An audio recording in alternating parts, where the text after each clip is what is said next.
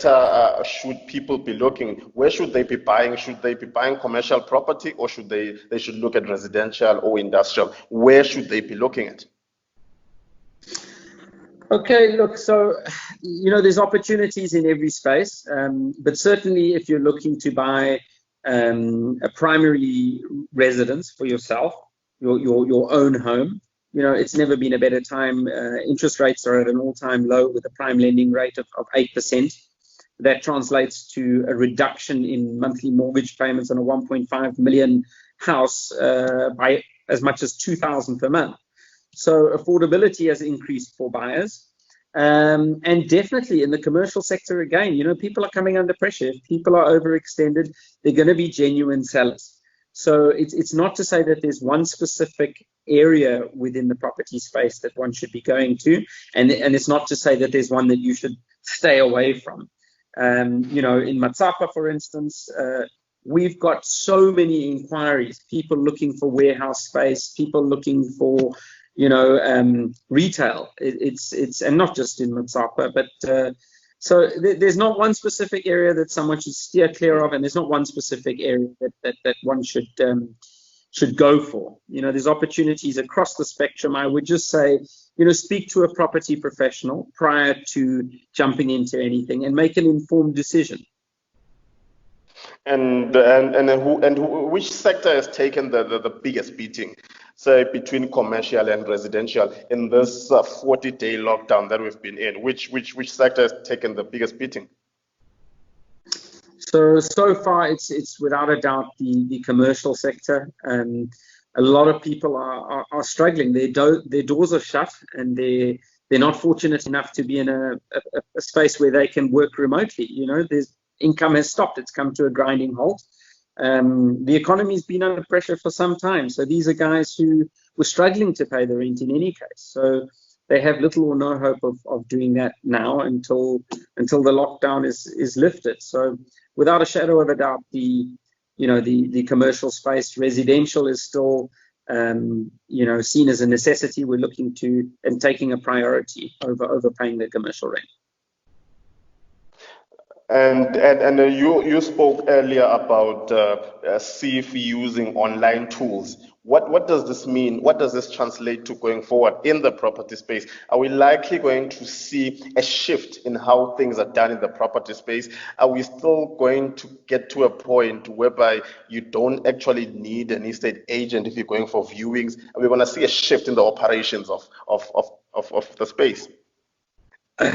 Well, in Togoza, I hope that will never happen. I really hope that, and I think on a serious note, I don't think we're going to enter into a space where there is no need for the estate agent, and that purely comes down to our need for that personal interaction, but also we play a vital role in terms of the price negotiations. I would say with confidence, 60 to 70% at a bare minimum, if not more, of the deals that we enter into would collapse just purely due to egos, perceptions, etc., and a lack of negotiation skills. So I don't foresee that happening. I think already we have seen a shift in terms of people leaning more to digital platforms. Even in the 40 days or whatever it is that we've been working remotely, we have been doing, for instance, a lot of properties we've been videoing. We've been doing calls such as this, WhatsApp calling, etc., with the client, showing them around, sticking our sign in the ground. The client, this was before they tightened up the lockdown. The client then viewing the property without us having been there, and even having a lot of offers to purchase subject to viewing when things loosen up. And that's not only in Eswatini. This is on a global level. So I think things are moving more into the digital space, but certainly there will always be that need for physical touch and for that personal experience and interaction. Okay, so you're saying it's going to be a space that's still going to live. Okay, and what would you say post-COVID are going to be the hotspots? I mean, the Mbabane Manzini corridor has always been the hotspot. Post-COVID, where should people look at purchasing properties? Post-COVID, from my perspective, I don't think anything's changed. You've hit the nail on the head. It's those corridors that they need to look at buying. Eswatini. We're still in its infancy. I don't think you can go wrong in Eswatini.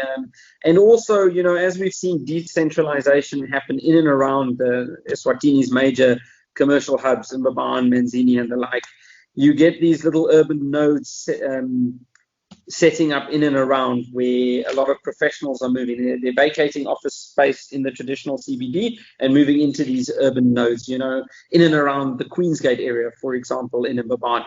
Those are and will always continue to be hotspots going forward. Yeah, so I don't think much has changed from a hotspot perspective.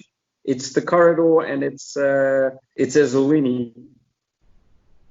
Okay, you've highly mentioned, you're actually upbeat about the whole situation, and you've mentioned that you don't think a lot is going to fundamentally change in property because of COVID-19, and you're saying this is the best time to actually buy. What would be, in conclusion, what would be three things maybe that you would tell people who are interested in property?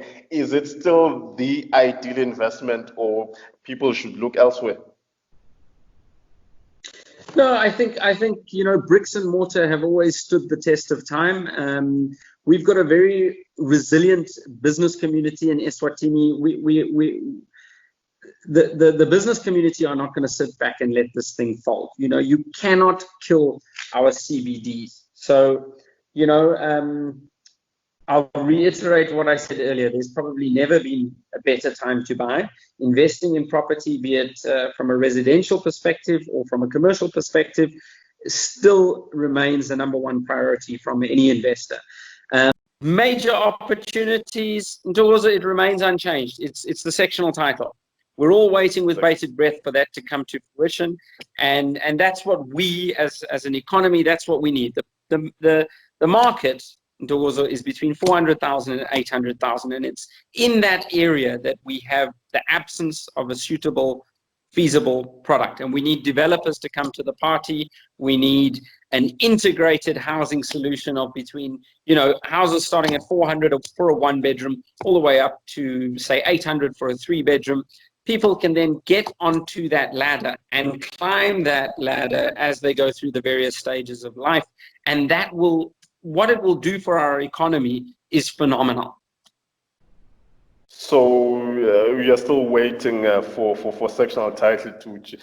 I know that it was passed, but it's still waiting to be endorsed by Parliament. So that is the snag at the moment.